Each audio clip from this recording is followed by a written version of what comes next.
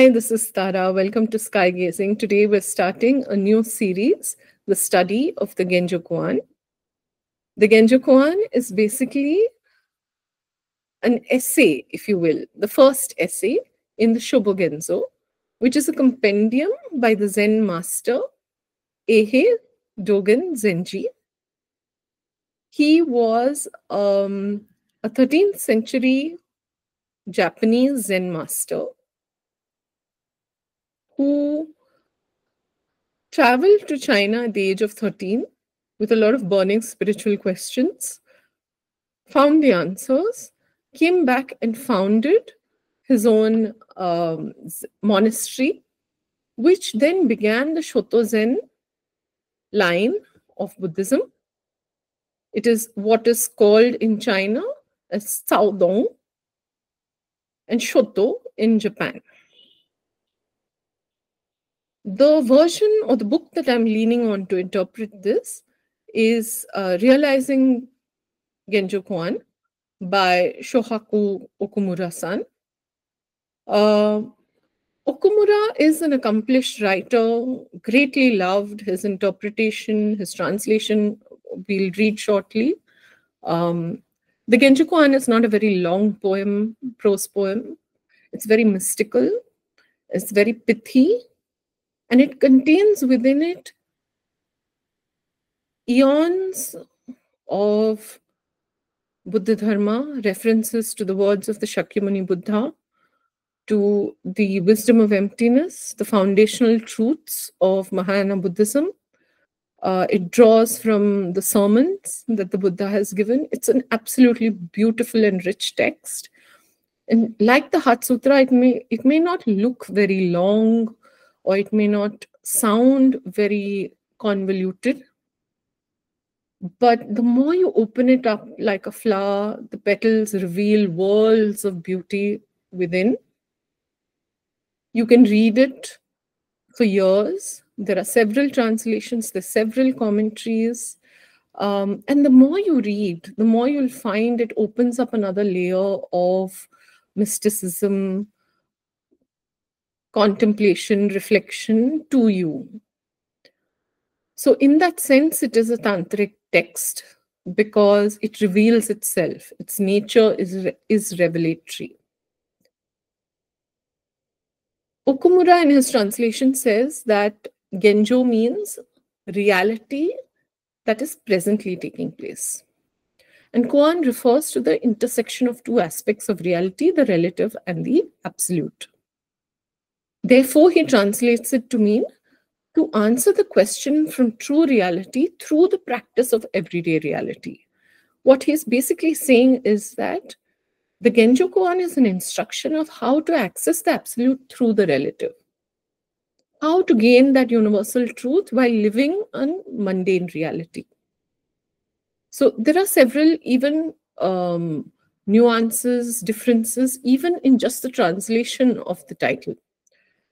Broadly, it is understood as actualization of reality. So the first sentence itself is based on lines by the Shakyamuni Buddha, the Mahayana teachings. And today we'll just listen to the Genjo Koan.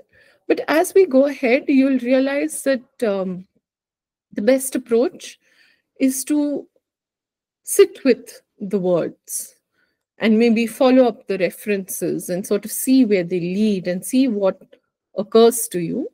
These are deeply contemplative texts, and they are not in the least subjective, but they become deeply personal in the way we apply them to our lives.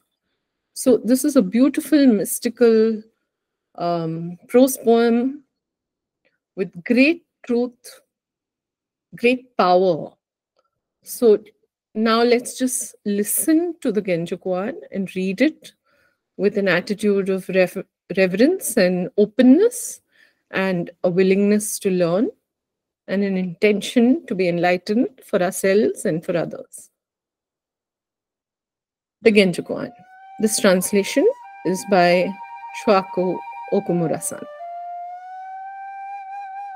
When all dharmas are the Buddha Dharma, there is delusion and realization, practice, life and death, Buddhas and living beings.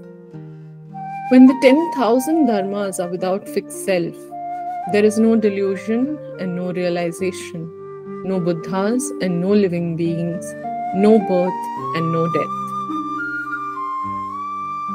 Since the Buddha way by nature goes beyond the dichotomy of abundance and deficiency, there is a rising and perishing, delusion and realization, living beings and Buddhas.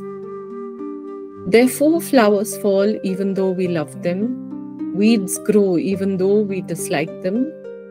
Conveying oneself toward all things to carry out practice enlightenment is delusion. All things coming and carrying out practice enlightenment through the self is realization. Those who greatly realize delusion are Buddhas. Those who are greatly deluded in realization are living beings. Furthermore, there are those who attain realization beyond realization and those who are deluded within delusion.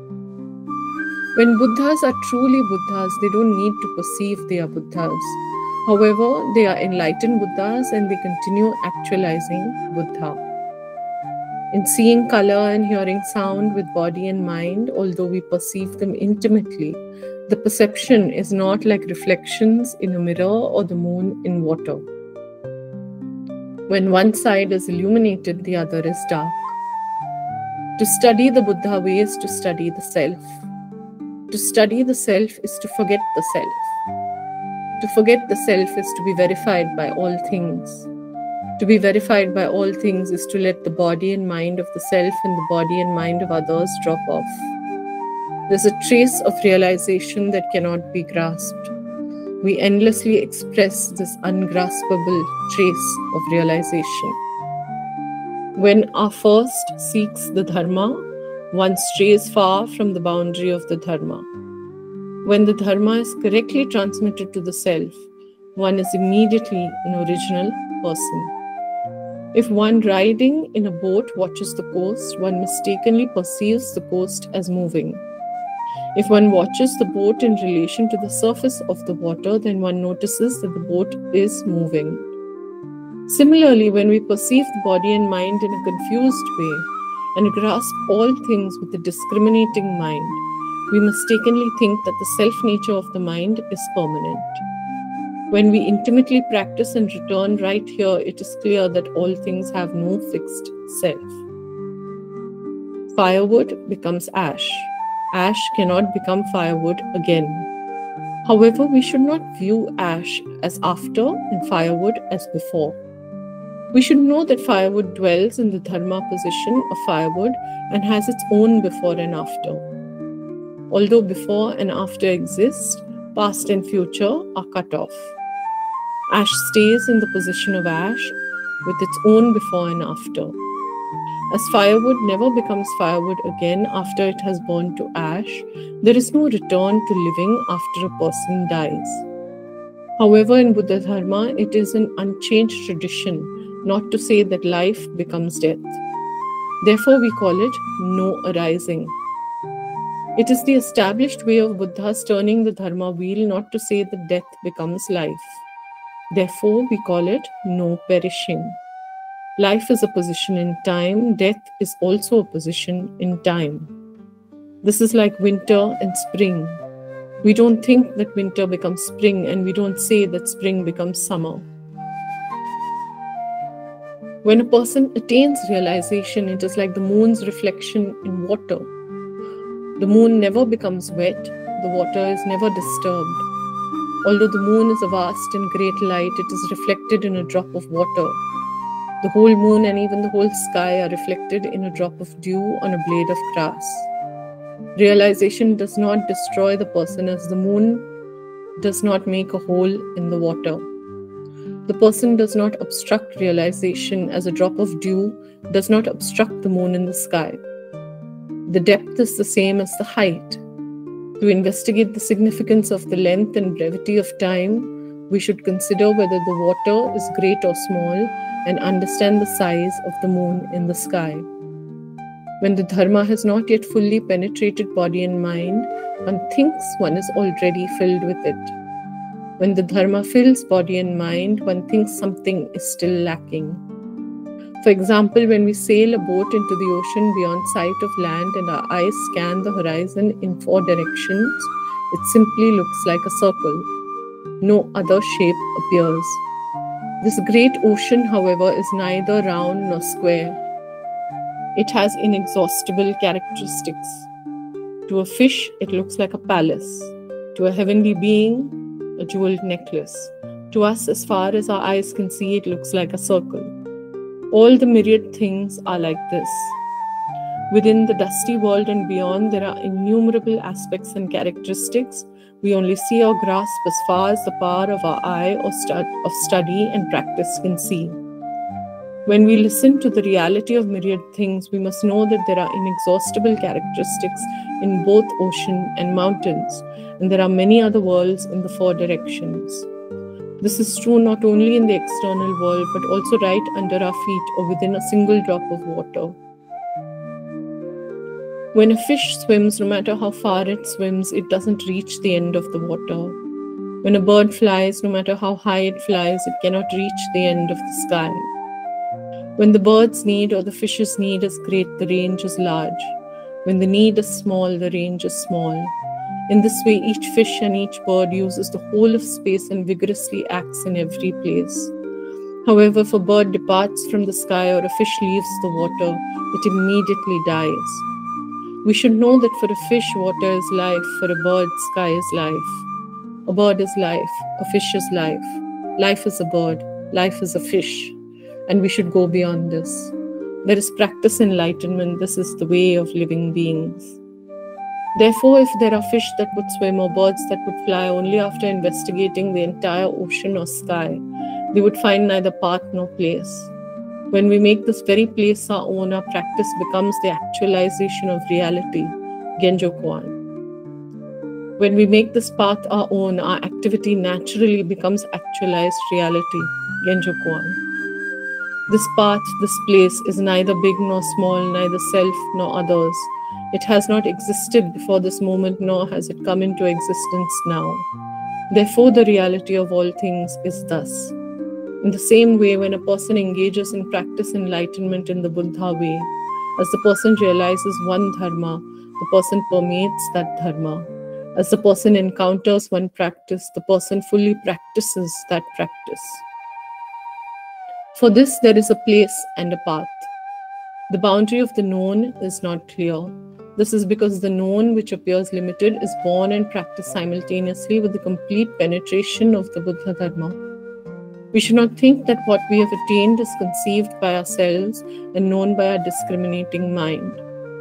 Although complete enlightenment is immediately actualized, its intimacy is such that it does not necessarily form as a view. In fact, viewing is not something fixed. Zen Master Baoche of Mount Magu was waving a fan. A monk approached him and asked, "The nature of wind is ever present and permeates everywhere. Why are you waving a fan?" The master said, "You know only that the wind's nature is ever present. You don't know that it permeates everywhere." The monk said, "How does wind permeate everywhere?" The master just continued waving the fan. The monk bowed deeply. The genuine experience of Buddha Dharma and the vital path that has been correctly transmitted are like this. To say we should not wave a fan because the nature of wind is ever present, and that we should feel the wind even when we don't wave a fan, is to know neither ever-presence nor the wind's nature. Since the wind's nature is ever-present, the wind of the Buddha's family enables us to realize the gold of the great earth and to transform the water of the long river into cream. The first chapter of Shobogenzo, The True Dharma Eye Treasury, Genjo Koan, Actualization of Reality. This was written in mid-autumn to the first year of Tenpuku era, 1233, and given to my lay disciple, Yo Koshu, who lived in Chinzai, Kyushu. compiled in the 4th year of Kencho, that is 1252.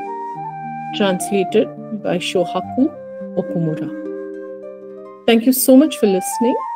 Please do like, share, subscribe, and do also tune in for the future episodes in which we will be sitting with Okumura-san's generous guide and trying to understand the layers within the Genjo Koan.